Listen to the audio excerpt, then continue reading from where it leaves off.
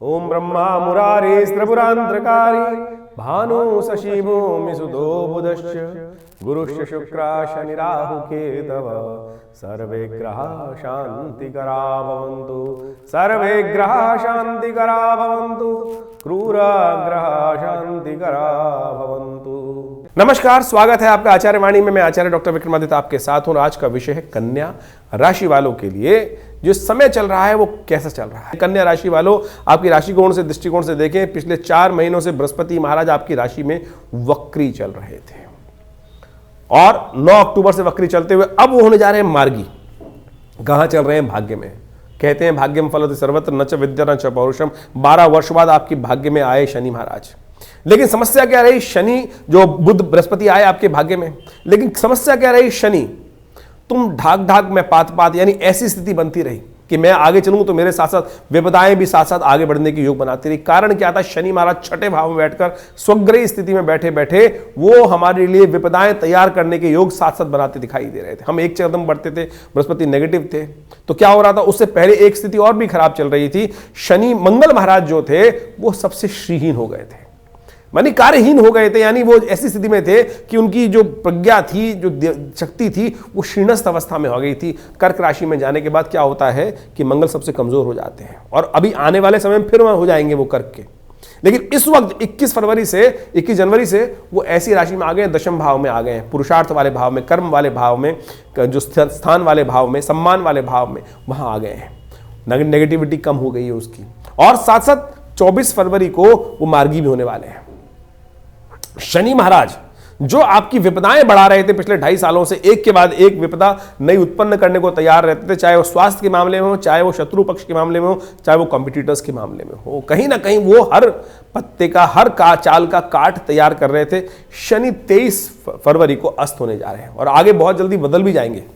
लेकिन उससे पहले ये हम कहेंगे, शनि बदलने से पहले ही आपके लिए शुभ समय का आरंभ हुआ चाहता है। इस फरवरी मार्च आपके वारे न्यारे करने के योग बना सकते हैं। बृहस्पति भाग्य जगाने को पूरी तरह से तैयार है, आप उसको पूरी तरह से लाभ लेने का प्रयास कीजिए। भाग्य से ग्रह बिल्कुल 4 फरवरी से बृहस्पति का मार्गी होना और 23 फरवरी से शनि का अस्त हो जाना। शनि का अस्त हो जाने का मतलब होता है कि शनि का प्रभाव शून्य हो जाए। जो ग्रह दिखाई नहीं दे रहा है, आपको दिखाई दे कि व्यक्ति बहुत मोटा ताजा है लेकिन अंदर से ताकत ही नहीं है, तो क्या प्रभाव करेगा? तो ऐसे में क्या है, आकाश मार्ग में शनि जो है वो बिल्कुल सूर्य के सन्निकट आ गए हैं, 12 डिग्री के आसपास आ जाएंगे। तो ऐसे में क्या होगा? शनि का प्रभाव शून्य हो जाएगा। दिखाई देंगे वहां सब कुछ होते हुए भी आपकी राशि में, आपकी जन्मपत्री के अंदर गोचर के दृष्टिकोण से आप उसको कंप्यूटर में देख रहे हैं, लेकिन आकाश मार्ग में उसकी जो स्थिति है वो लोप हो गई सूर्य के सन्निकट आने के कारण से। तो प्रभाव खत्म हो गया, नेगेटिव प्रभाव, यानी आपके शत्रुओं का जो उन्होंने बढ़ाने का प्रयास कर सकता आपके सामने वालों। क्या होता है, कई बार आपके ग्रह ऐसे चल रहे होते हैं कि वो आपको ताकत कम दे रहे होते हैं, सामने वालों को ताकत ज्यादा दे रहे होते हैं। तो यानी आपके कर्म जो होते हैं वो कहीं ना कहीं सामने वालों को आपके बजाय उनको ज्यादा फायदे दे रहे होते हैं। तो अब वो स्थिति खराब बदलने वाली है। अब बृहस्पति पूरी तरह से आपके भाग्य को, आपकी पर्सनालिटी को, आपके लाभ को, आपके पार्टनर को, आपके पराक्रम को, आपकी बुद्धि को पूरी तरह से सहयोग देकर तैयार हो रहे हैं। तो उनका उपयोग आपको करने की जरूरत है। एक काम करें, बृहस्पति को ताकत और दे दीजिए। इस समय में पुण्य कार्य बढ़ाने का प्रयास करें। भाग्य बनता है पुण्यों से। कुंभ का समय चल रहा है, परमात्मा का भजन करने का समय चल रहा है। जितना भगवती की आराधना करोगे, सर्वमंगल मांगल्ये शिवे सर्वार्थ साधिके शरण्ये त्र्यंबके गौरी नारायणी नमोस्तुते। नित्यपति इस ज्ञान मुद्रा का अभ्यास कीजिए। ये बृहस्पति का ही मुद्रा है। बृहस्पति की उंगली अग्नि के साथ लगा देने से ज्ञान मुद्रा बन जाती है और नहीं आवश्यकता बाहर की किसी चीज की। इस मुद्रा को कर कर या देवी सर्वभूतेषु बुद्धि रूपेण संस्थिता नमस्तस्यै नमस्तस्यै नमस्तस्यै नमो नमः, इस मंत्र का देवी सूक्त का नित्यपति पाठ शुरू कर दीजिए करना। यह समय आपके लिए अनुकूल हो गया। एक काम और करना, जब भी भोजन करो सबसे पहला ग्रास निकालकर कौवे को डाल दिया करो। ये उपाय 2 बता दिए हैं, इनको कर लो। ये समय आपके लिए बिल्कुल ये फरवरी मार्च का जो समय बहुत अनुकूल है। चीज़ें आपके फेवर में आने को तैयार बैठी हैं और इसके और डिटेल समय पर बताएंगे आपको। तो अच्छे समझते हुए कार्य कर लीजिए, बहुत चीज़ें अच्छी होने जा रही हैं आपके लिए। तो ज्योतिष का ये योग आपने देखा किस प्रकार से बृहस्पति, शनि और मंगल के योग के परिवर्तन के अनुसार से बन रहा है और फरवरी और मार्च का समय बहुत महत्वपूर्ण रहने वाला है। आपकी राशि के अनुसार से आपने उसका पूरा भविष्य तो जाना, लेकिन इसके बाद साथ साथ हमको ये भी समझने की आवश्यकता है कि ज्योतिष के दृष्टिकोण से आपकी राशि में के अनुसार से समझ लीजिए तो गोचर का प्रभाव हुआ। देखिए, ज्योतिष को अध्ययन करने के लिए और जन्मपत्री का विश्लेषण करने के लिए, आपके भाग्य के संबंध में जानने के लिए बहुत सारे पहलू समझने की आवश्यकता होती है। गोचर का तो संसार पे, पूरे संसार पर व्याप्त जो प्रभाव है वो तो समझ में आ ही रहा है राशियों के दृष्टिकोण से, जो विशेष तौर पर आज पूरे संसार के समक्ष जो एक जनरल वे में कहा जाता है। लेकिन इंडिविजुअल तौर पर उसको सूक्ष्म करने के लिए आपकी अपनी जन्मपत्री, आपके अपने जन्म समय के अनुसार से जो ग्रहों का गोचर आपके ऊपर प्रभाव डाल रहा है, दशाएं कौन सी चल रही हैं, अंतरदशाएं कौन सी चल रही हैं, उसका भी बड़ा महत्वपूर्ण प्रभाव होता है। गोचर का ऐसा नहीं कह सकते, गोचर यानी जो आज की प्रेजेंट ट्रांजिट है वो, उसमें जो ग्रह चक्र जो चल रहा है उसका प्रभाव भी बहुत महत्वपूर्ण है। लेकिन इसको इस प्रकार से समझें कि जो जिस स्तर पर है उसका प्रभाव गोचर में उस प्रकार से होगा। जैसे एक बात समझें आप कि बारिश हो रही है और बारिश एक अच्छी जगह पर होगी, बढ़िया वाले खेत पे होगी तो उसकी उपज बढ़ा देगी। वहीं अगर बंजर खेत पे होगी तो वहाँ कोई फायदा नहीं होने वाला। वहीं नदी में होगी तो उसका क्या, पानी बह जाएगा सारा का सारा। वृष्टि वही है, वृष्टि वही है जो योग हो रही है, बारिश वही जो हो रही है। वहीं एक सुंदर घर जब बहुत बढ़िया से बना हुआ है वहाँ बारिश हो तो आनंद आ जाता है। वहीं बेचारा एक जो गली है छोटी सी और वहाँ पर कीचड़ हो जाएगी, मिट्टी कच्चे घर का बना हो तो कीचड़ कर देगी बारिश। तो ये सारा का सारा प्रभाव आपके देश काल परिस्थिति, यानी आपका मूल जो है, जिस स्थिति में आप हैं, आपकी जन्मपत्री जहाँ है, जहाँ अपने कर्म अनुसार अपने भाग्य का लेखा जोखा आपने तैयार किया है, जो वास्तविक तौर पर ग्रहों की प्रत्यक्ष स्थिति है, वर्तमान स्थिति है, उसका प्रभाव उसके अनुसार से होगा।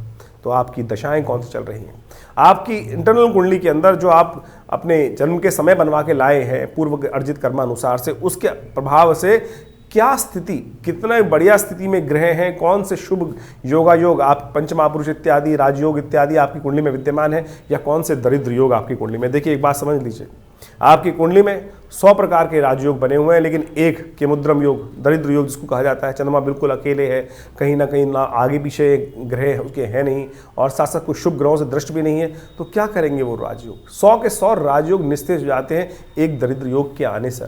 तो यही समझ लीजिए, बहुत सारे लोग बोल देते हैं ना कि अरे हमने इतने बढ़िया बढ़िया कुंडली में सब कुछ ग्रहों चल रहे हैं, लोग मेरे भाग्य में क्यों नहीं जाग रहा है। कारण हो सकता है उसका, उस कारण का यदि सही समय पता चल जाए तो उसका निवारण भी प्राप्त हो जाता है। तो ये संपूर्ण प्रकार के योग, अच्छे बुरे जो योग पड़े हुए हैं आपकी कुंडली के अंदर, उसको अच्छे से एनालाइज करने की आवश्यकता होती है, और उसके बाद इस गोचर के प्रभाव को यदि सही से समझ लें तो जीवन में वारे न्यारे प्राप्त कर सकते हैं। हमारा एक कहना है विशेषतौर, बड़े भाग्य मानुष तन पावा, बड़े भाग्य से मानुष तन प्राप्त होता है। और ऐसे ही दुख में समस्याओं से ग्रसित होते होते यदि जीवन निकल जाए तो फिर इस विज्ञान का फायदा क्या है। विज्ञान का फायदा यह है कि हम उस जीवन के कष्ट जो है उनको निवृत्ति प्राप्त करने के लिए समय समय पर जो उनकी एनालाइज करके रास्ते को सही रूप से प्राप्त कर लें। देखिए आज इसका मैं एक उदाहरण और दे देता हूँ आपको कि पहले क्या होता था, लोग पूछते पूछते जाते थे कहाँ जाना है, कैसे जाना है, भैया ये घर कहाँ पड़ेगा। आज की तारीख में विज्ञान ने तरक्की की, गूगल का इंदाज कर दिया, और गूगल की जैसे जैसी तरक्की प्राप्त हुई आप घर में बिल्कुल बहुत बार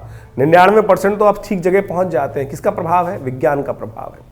तो इसी प्रकार से आप अपने जीवन में ज्योतिष विज्ञान का लाभ सही समय को समझने के लिए लेने का प्रयास करें। यह विज्ञान एक ऐसा विज्ञान है कि जिससे लाखों वर्षों से जिसका लोग लाभ लेते आए हैं, और बड़े बड़े लोगों ने इसका लाभ लिया, हर व्यक्ति ने इसका लाभ लिया। जिस प्रकार की गणनाएं आपके समक्ष हम समय से उपस्थित करते रहते हैं, लेकिन उसके लिए अच्छा यह है कि आप अपनी जन्मपत्री को अच्छे से जानकर समझकर उसका बिल्कुल प्रभाव समझकर फिर उसका लाभ लेने का प्रयास करें। इस क्षेत्र में विवेकानंद योगाश्रम और हमारा सही संस्थान जो है ये बहुत वर्षों से कार्य कर रहा है। करीब करीब पिछले 60 सालों से ज्योतिष विज्ञान के संबंध में, अध्यात्म के संबंध में हमारे संस्थान ने बहुत कार्य कर बहुत सारी चीज़ों का शोध कर करीब करीब 100 से ऊपर पुस्तकें यहाँ से प्रकाशित की गई हैं जो भारतीय पराविद्याओं के ऊपर हैं। पूरा योग प्राकृतिक चिकित्सा आयुर्वेद का हॉस्पिटल है जो विवेकानंद योगाश्रम में चल रहा है। वहाँ पर ही आप बहुत सारी चीज़ों के साथ जुड़ सकते हैं, और नित्यपति भगवान के सुंदर आराधना के लिए यज्ञ इत्यादि जो आश्रम पे होते हैं उसका भी कार्यक्रम आपके समक्ष हम समय समय पर बताते रहते हैं। उन सब के साथ जुड़कर आप आध्यात्मिक लाभ भी ले सकते हैं जो विशेष तौर पर समय समय पर रहता है। हमारे आश्रम से जितने लोग जुड़े हुए हैं, वैसे तो हम अपने चैनल के माध्यम से उन समस्त गतिविधियों के संबंध में आपको अवगत कराते ही रहते हैं, लेकिन जो हमारे यहाँ कॉल कर लेते हैं उनको हम व्हाट्सएप के माध्यम से भी समय समय पर आपके प्रश्नों का निदान भी देते रहते हैं, तो आप उनको भी जान सकते हैं। बहुत सारे लोग जो दिल्ली आना चाहते हैं वो रविवार को हमसे मिल सकते हैं। सुबह 8 बजे से लेकर 10 बजे तक एक जो यज्ञ का कार्यक्रम होता है, नवग्रह शांति महायज्ञ, गायत्री महायज्ञ, हर रविवार को रहता ही आश्रम पे। जमुना पार लक्ष्मीनगर क्षेत्र में विवेकानंद योगाश्रम जो स्थित है, भगवती की सुंदर प्रतिमा है जो 1947 में 500 साल पुराना श्री विग्रह भगवती का जो आश्रम पे पधारा है, उनका भी दर्शन का लाभ ले सकते हैं। और आश्रम में जो गतिविधियाँ हैं उनके साथ जुड़ेंगे तो लाभ होगा।